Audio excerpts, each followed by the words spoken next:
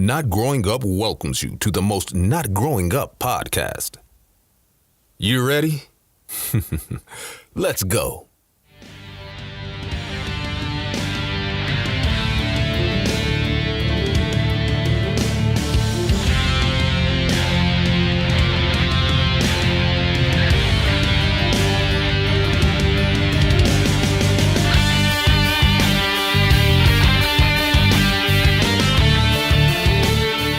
Welcome to a Game of Thrones special episode of the Not Growing Up podcast. Yeah. I'm sat here with Sean Daly. Yes. No James again this week, as said last week. Which was technically 10 minutes ago.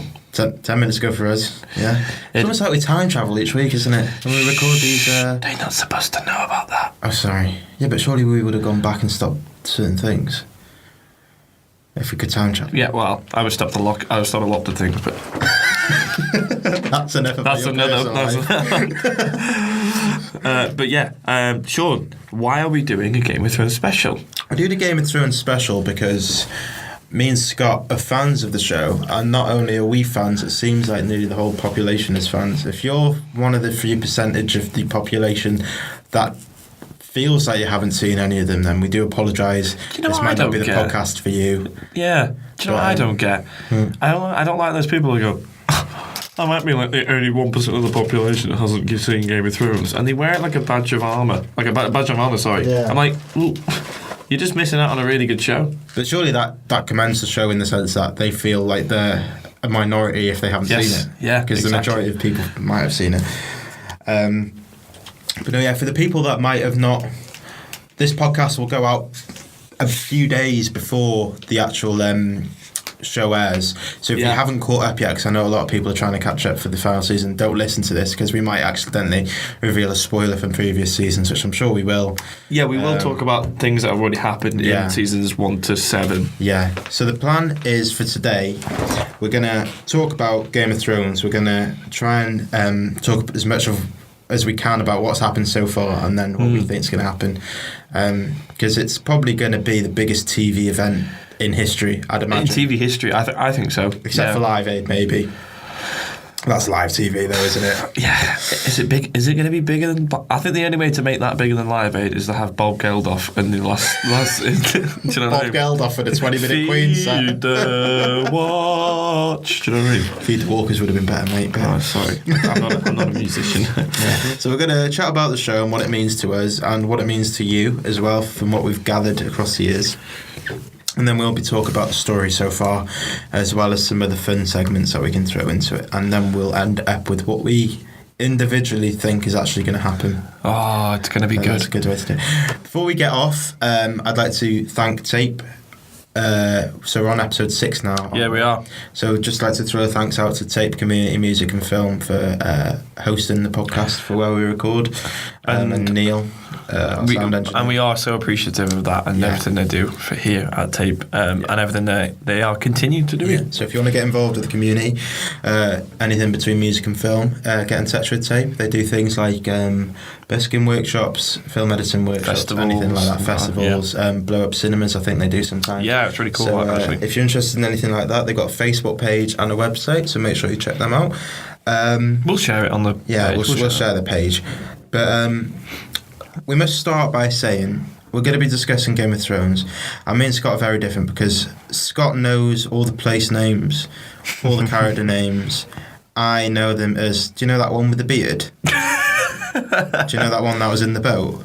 So, excuse me, but some people might be like me. Yeah. I think a lot of people are, actually. But I think that's really nice because you're going to have people like me and other people who like, oh my God. Obsessives, I obsess. Yeah. And I have read some of the books as well. So yeah, exactly. So you're probably the I wouldn't say expert, but on sitting at this table, yeah. I've never been. I've seen all the episodes, but I've never been an expert for anything in my life apart from cheese. Cheese. Yeah, I really like cheese. Lovely. Right then. So the story so far. So, in terms of season 1 to 7, yes. What have we actually seen so far? Just a short sum up of the story. We have seen families in this land of Westeros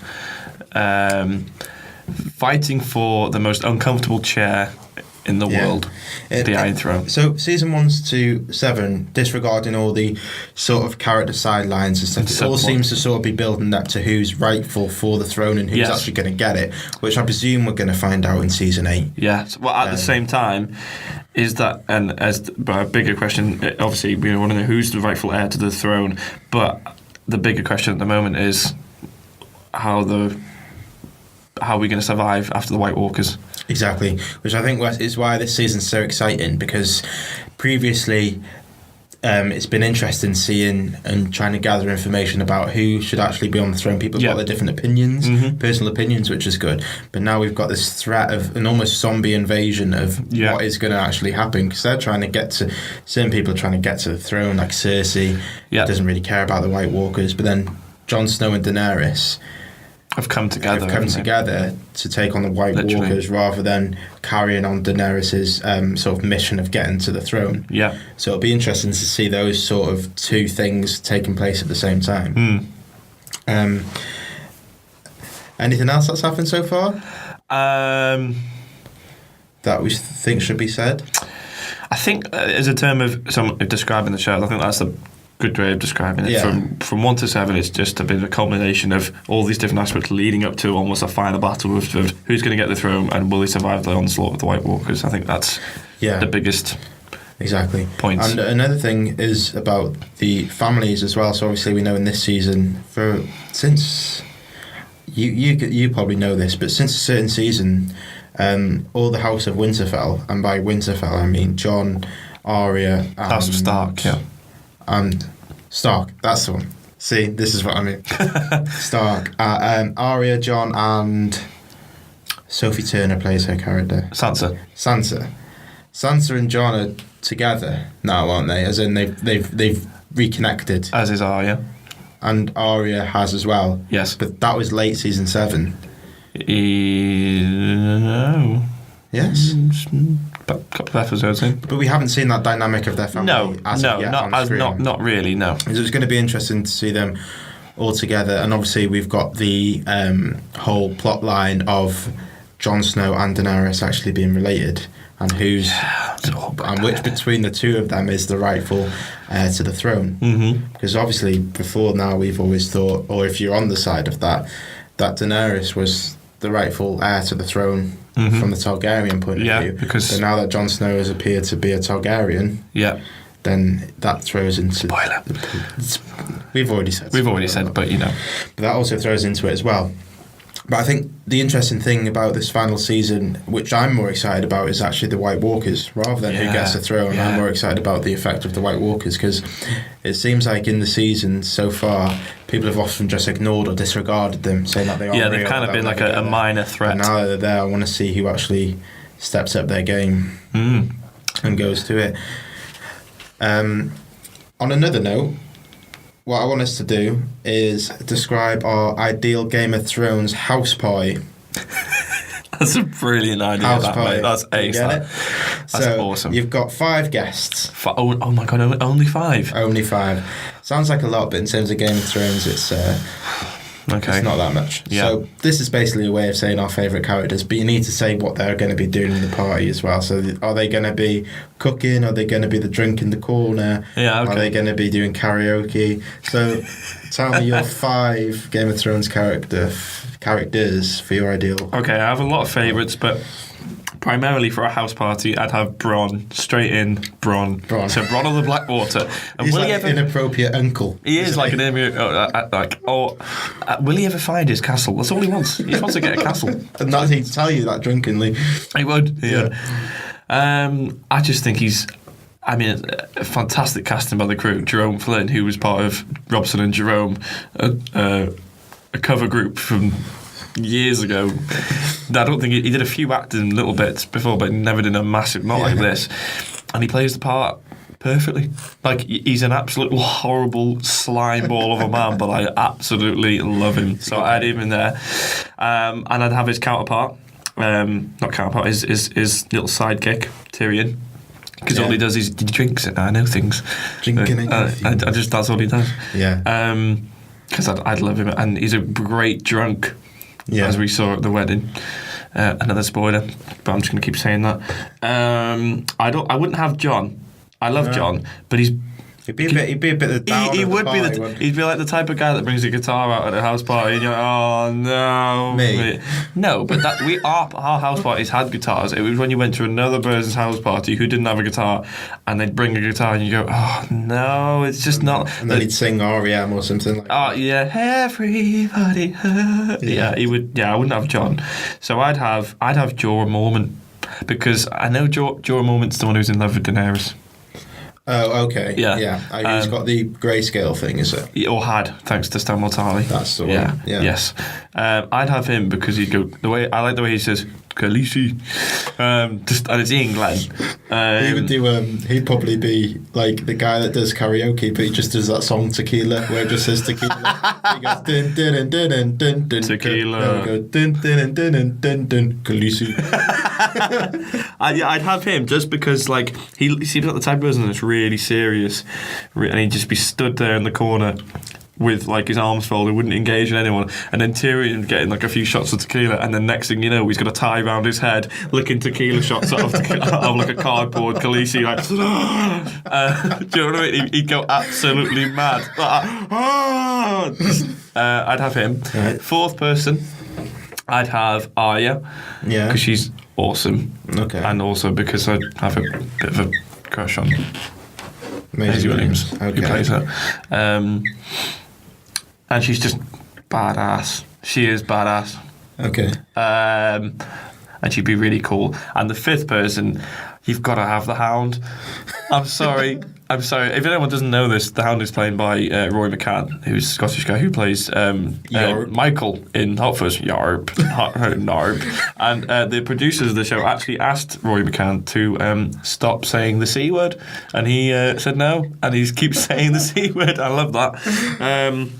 It was a toss-up between him and Tormund Giantsbane, the big bearded wildling, but yeah. I think the Hound, just because of the chicken comment, which I'm not going to say. That's my five. What are you going to call the house party? What are you going to put on the Facebook invite? The Facebook group party is I don't know. Come on, Scott. I don't know. I don't know. It's supposed to be funny. The Red Wedding. Oh, bloody hell. This is going to be bloodier than the Red Wedding. Right. Here's my logic. If I'm having a house party with 5 people, I need to know that I need a party, basically. And what you need for a party, you need a bouncer. Walk in, Brienne of Tarth. Brienne of Tarth? She's my bouncer. She'll be on the door. Let people in. Don't you think you're a bit boring? That's why she's the bouncer. I know, but you need a bouncer to be a bit funny. No, but she's serious. Okay. You're either in or you're out. All right. No funny business. Yeah, not tonight, lads. Yeah, come on. Yeah. You know what I mean? You need to get a taxi. Come on. You know. That's how she talks. Brienne of Tarth. Right, there we go. I like that one. Okay. Your cocktail maker. And I forgot his name, but the bald monk. Oh, Varys. Varys. He'll be my cocktail maker. My liege. What do you want? The eunuch. A porn star martini. And he'll be shaking it. It's almost like a carry-on thing, isn't it? Ooh. And the spider. Yes, okay. I like that one. I'd have Jaime, just because I think he'd be like a James Bond sort of guy with a gin and tonic at the bar. In his other hand. In his other hand, yeah. I'd have Tyrion there as like the drunk that Brienne eventually has to throw out. Oh, okay. Yeah. Then the last one, I'd have like the dragon as like a pet dog. I'd have a dragon as a pet dog. What, Drogon? Yeah. You'd have him just there, just chilling. Just a pet dog. In your house? Yeah. As a pet dog? Yeah, like a pet dog. You know when you go to like a party and there's like a dog and it goes... No, I get it. So he'd be like the last guest, almost like you just bring him downstairs and goes, oh my God! Yeah. You've got a dragon! Yeah! And then he starts choking it and goes, have you got any treats? Got anything in the fridge? Any sausages? Oh, that's ace. Yeah, so that's mine. I like that. Yeah. What would it be called? What's the invite? I don't know. Oh... Right to have it Alfred there. Let's get King's Landing. No, that doesn't work. I should have wrote a pen beforehand. Yeah, not on the spot. I put you on the spot and going, oh, you're not even funny. I just call it Dragonfest, actually, yeah. Dragonfest. Dragonfest. Yeah. Yeah. 2019. Nice. Yeah. Okay.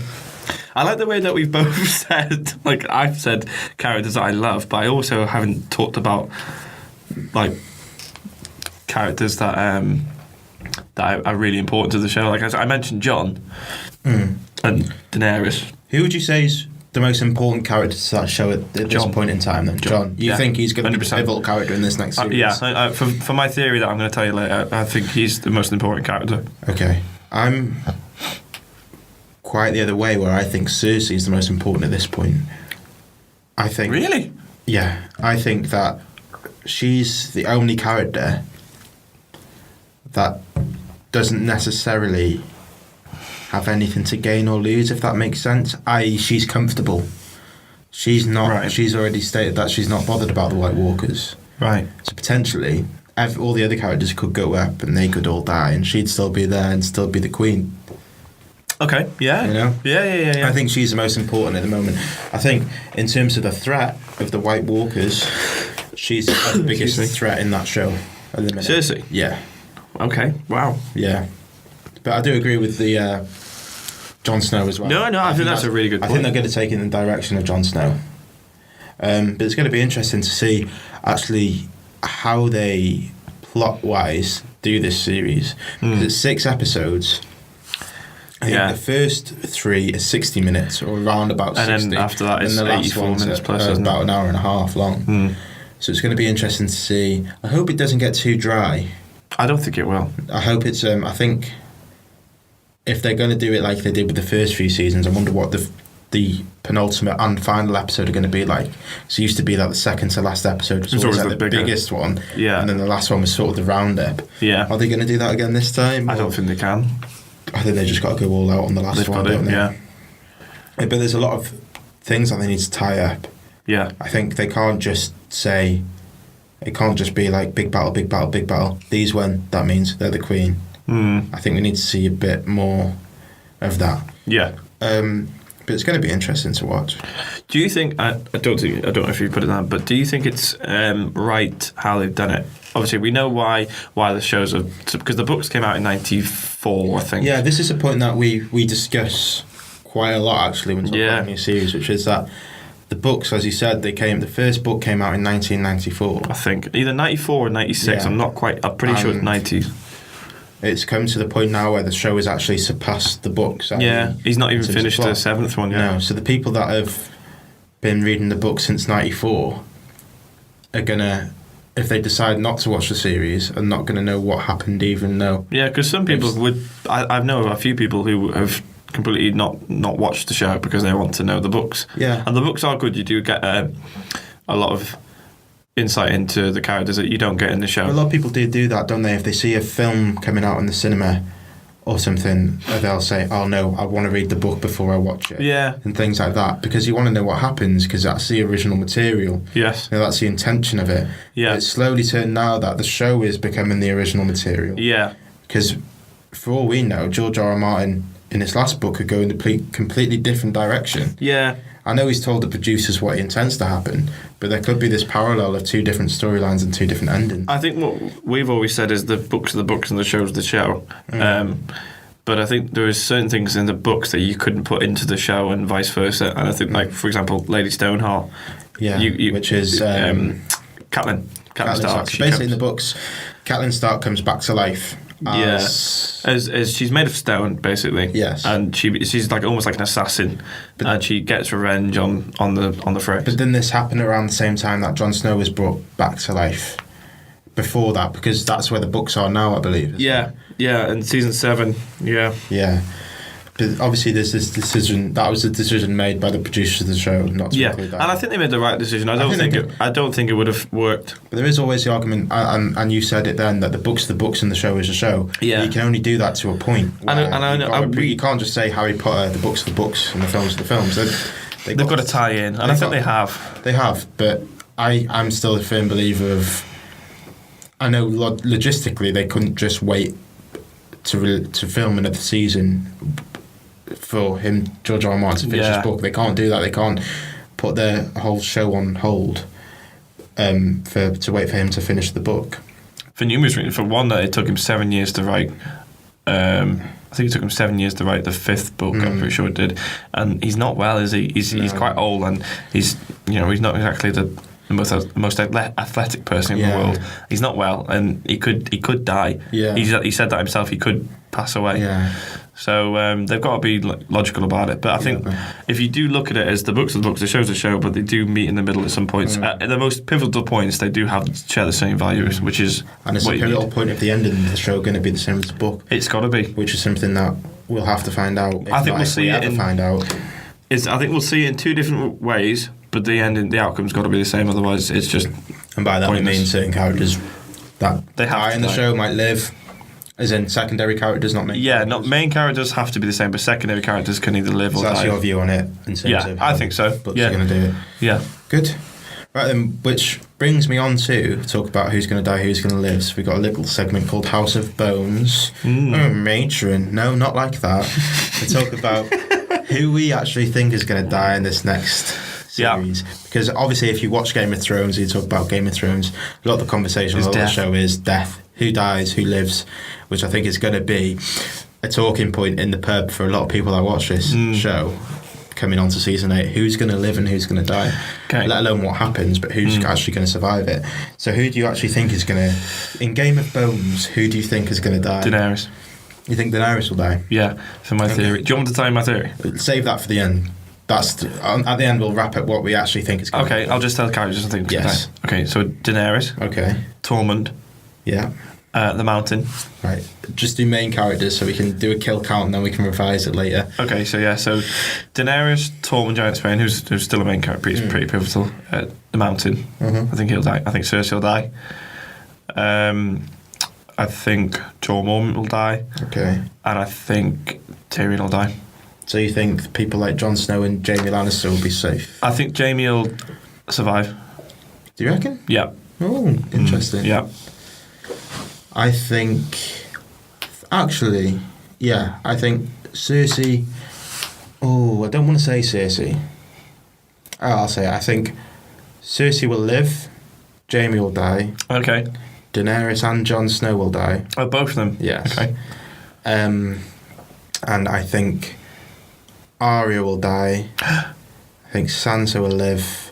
And I'll just do those because they're like sort of the... If Arya dies, I'm going to write.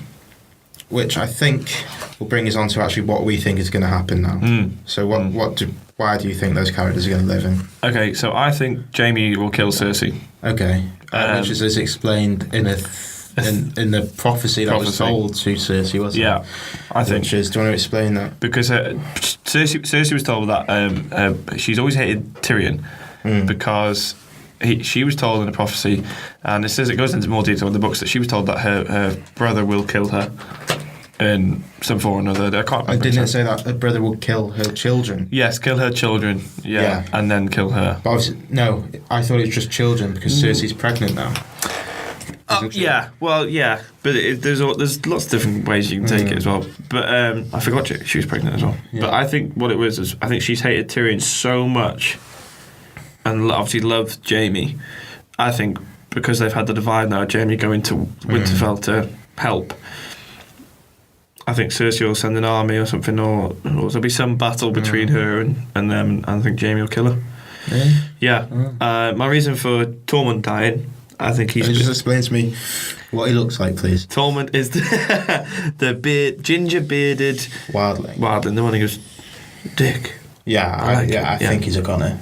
I think so, just because he's evaded death so many times, and he's also been a big powerhouse wildling. I think he's just expendable as well. Yeah. I think if he died, not a lot of people... I think people almost expect him to die. Yeah. In that sense. I think the Mountain will die because I think something will happen with... Someone will come at him with a flame, or the Mountain will put a flame... Pick up Beric Dondarrion's flaming sword, or Thoros of Myr's flaming sword. I can't remember which one it was. I think it was Beric Dondarrion's. I think there's a bit of confusion, actually, with... Because... Some people still think the Mountain's dead, but he's not. He's not himself, but he's almost like, the way I look at it, he's almost like Frankenstein. Or Bane. Bane. Yeah, Batman. he's being kept alive. So if you see a big, massive guy next to Cersei, then that's the Mountain. Yeah, it's in the books as well, I believe. Yeah. That's the Mountain. Yeah. I think he'll confront. I think there'll be a confrontation between him and the Hound and him, and I think to be flames or something to do with what the Hound's scared of. And I think the irony will. I think the Hound will kill the Mountain with fire. Or something like that. His biggest fear will overcome and kill the Mountain. That's what I think. Who else did I say will die? Tormund the Mountain, Cersei, and then I said Daenerys as well, didn't I? Yeah. Daenerys will die because my theory is Jon is the chosen one. Okay. Right? That is the prophecy. He's the Song of Ice and Fire. That is him because he is half Stark, half Targaryen. Right? And there was also another prophecy, the Lightbringer, which is the most powerful sword. That's how the Children of the Forest defeated the White Walkers in the first time. Okay. But to make the Lightbringer work, he needs to kill someone he loves. Okay. But it has to be a pure soul, another Targaryen of pure soul, either pure soul or someone with dragon blood. So. Oh, okay. So Daenerys is, he's in love with Daenerys at the moment, isn't he? Because they're kind of together. And she's also got dragon blood in her. So I think he'll kill Daenerys for the good of the realm. Pull out Lightbringer sword, which is made of dragon glass. Yeah. And defeat the White Walkers that way. That's what I think. And I also think Tyrion will die because I hope he doesn't. Because I think there'll be because as we saw on the boat on the last episode of season 7 or towards last, I think it was season 7, last episode. Which boat? Sorry. The boat when they're going into the mainland. Okay. Where Jon and Daenerys are having sex.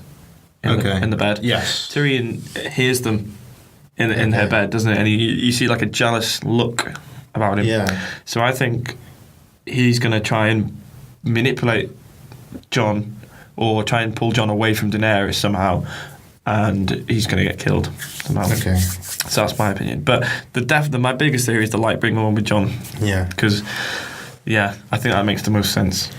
My theory comes from in terms of, I've said this about people who I think will die, but I've got different sort of things on what I think. Yeah. People who have said I think will die is based on the fact that I think Cersei, I think an interesting way that the series could play out would be if Cersei won, in terms of, because they have a bit of shock factor. Yeah, in terms of just, obviously they'd be fighting White Walkers. Cersei might be safe in King's Landing. They could all die up there or other things, and they could come back down. Cersei's still there, and she could still be queen. I think that might be an interesting way to do it. How do you think people would react if that happened? I don't know. It's happened before with shows where certain things have happened where the majority of the audience don't like it. But I don't think it's the place for the audience to say whether what should have or shouldn't have happened. Yeah, because it's a show, they're watching it. It's not made for them. It's made because people wanted to tell a story. Happened with How I Met Your Mother and the ending of How I Met Your Mother. A lot of people didn't agree with it. I didn't really see it as great, but had to accept it because it's their show. It's not my show. And which is what I think will happen with the Game of Thrones. I don't think people will be 100% satisfied, but with that ending that I said, which is only a theory on my part, which is me looking at it from the outside, like trying to do an out of the box sort of type thing. I think people won't be happy, but then maybe Cersei sees the light in a way, maybe changes, the country. What's it called again? Westeros. And that's just theory. The other theory is similar to yours, basically. Yeah. Jon gets the throne.